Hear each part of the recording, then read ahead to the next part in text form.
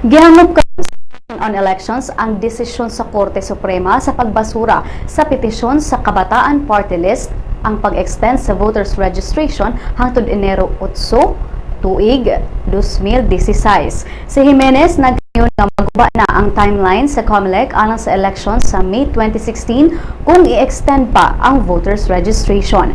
Matod sa Korte Suprema nga dili na matugutan ang extension sa voters registration tungod kay grabe ang epekto niini sa schedule sa COMELEC sa umaabot nga eleksyon.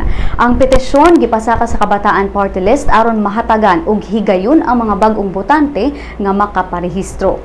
Sabot ang Korte Suprema nga nahatagan og saktong higayon sa COMELEC voters registration gikan May 16, 2014 hangtod October 31, 2015 ug dili na magmahay ang COMELEC kung wala makarehistro ang ubang botante.